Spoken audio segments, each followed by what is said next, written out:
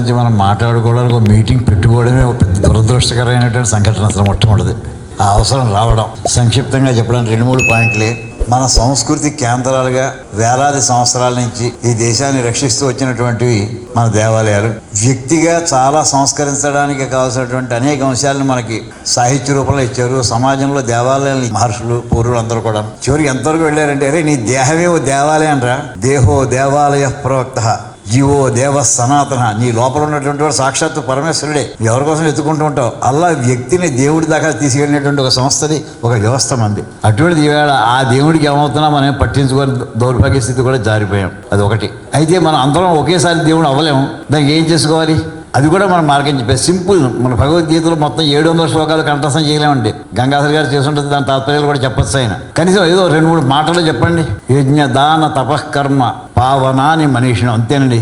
మీ జీవితకాలం అంతా కూడా ఈ 3 పనులకు అసలు దృష్టి పెట్టుకోండి. యజ్ఞాలు, చిన్న చిన్న పూజల్లో దృష్టి పెట్టండి. ఏమైనా చేతనేసే కాదు, డొనేషన్స్ ఇస్తూ ఉండండి. ఎక్కడైనా కాసేపు టైం ఉంటే కాసేపు మెడిటేషన్ చేసుకోండి. ఇది కృష్ణ పరమాత్మ మన సంక్షిప్తంగా భగవద్గీతలో సాధనలో చెప్పుకోవడానికి ఈ 3 చేసుకుంటూ ఉండండి.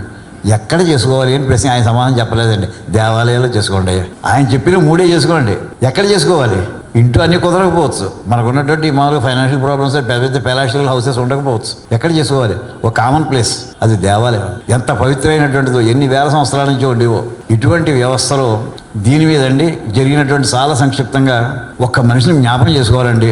సుమారు 40 ఏళ్ల క్రితం ఇదే వ్యవస్థ మీద, ఇదే టాపిక్ మీద ఒక పత్రికా ఎడిటర్ ఆయన కృషి ప్రారంభించారండి ఆంధ్రప్రదేశ్లో. చాలామందికి ఆయన లేరు ఇప్పుడు. ఆయన పేరు కూడా చాలామంది తెలిసి ఉండకపోవచ్చు. శ్రీ తుమ్మలూరు లక్ష్మీనారాయణ గారు 1980s 75 స్టార్ట్ చేశారండి దేవాలయాల వ్యవస్థ. దాన్ని ప్రభుత్వం నుంచి బయటకు లాగాలని. ఇవాళ ఆయన గురించి ఎవరికి తెలియదు. ఆయన ఎన్ని పుస్తకాలు రాశారో, ఎంత కరస్పాండెన్స్ చేశారో.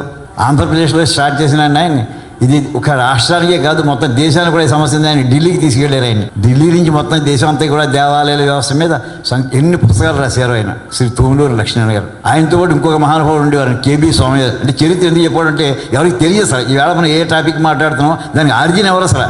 వాళ్ళు అప్పటి నుంచి చేసినటువంటి దాని మీద. తర్వాత కమలానంద భారతి గారు, ఆయన ఎన్ని ఊళ్ళు వెళ్ళారు, ఎంత వేల కిలోమీటర్లు పాదయాత్ర చేసుకోండి. జనం లేవంటారు, బాబు లేవండి, మీ దేవాలయాన్ని మీరు రక్షించుకోండి. ఆయన నిన్న మాట చెప్పారు. నిన్న మాట్లాడితే ఆయనతో చెప్పారండి, హైకోర్టు ఆర్డర్ ఇచ్చింది 5 లక్షల రూపాయలు లోపున్నటువంటి దేవాలయాలను కూడా ఎండోమెంట్స్ నుంచి బయట పెట్టేసి అనౌన్స్ చేసేయండి అని. 22,000 దేవాలయాలను రిలీజ్ చేయడానికి పర్మిట్ వచ్చిందండి.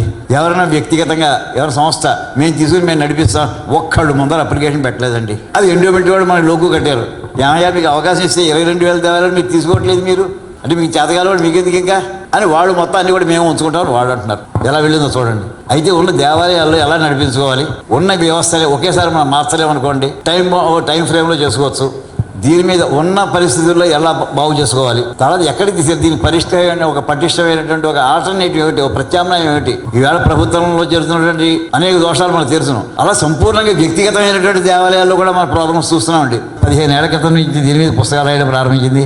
మాకు శ్రీ ప్రకాష్ రావు గారు చాలా సహకారం అందించారు. అందులో వచ్చిన లేటెస్ట్ బుక్ ఏమిటంటే a handbook for effective administration and governance of temples.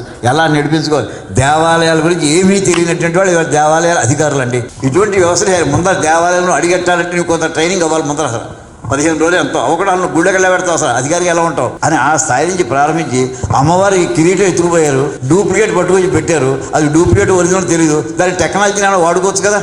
ఏది ఒరిజినల్ ఏది డూప్లికేట్ అని కొత్త తయారు చేసేప్పుడు ఇటువంటి మొత్తం టెక్నికల్గా అడ్మినిస్ట్రేటివ్గా అన్ని రకాల ఆస్పెక్ట్స్తో కూడా దేవాలయాలు ఎలా ఉన్నవాటిని ఎలా రక్షించుకోవాలి, అంతటితో ఆగకుండా ఎలా దీన్ని పటిష్టమైనటువంటి ప్రత్యామ్నాయం ఏమిటి, ఇటువంటి దాని మీద చాలామంది కృషి చేయవలసి ఉంటుంది. కొంతవరకు మార్గదర్శకంగా పుస్తకాన్ని వేయడం జరిగింది, సుమారు 500 పేజీలతోటి. దీనికి ఇది ఫస్ట్ డ్రాఫ్టే తప్ప ఇది ఫైనల్ డ్రాఫ్ట్ కాదండి, ఫైనల్ వెర్షన్ కాదు. ఎప్పటికీ కొత్త కొత్త సలహాలు ఏమైనా వస్తుంది, దీన్ని మార్చుకుంటూ వెళ్తుంటాం. సమాజానికి యథాశక్తి మనం సేవ చేసుకుందామని అనుకుంటూ ఈ అవకాశం ఇచ్చిన అందరికీ ధన్యవాదాలండి. నమస్కారాలు.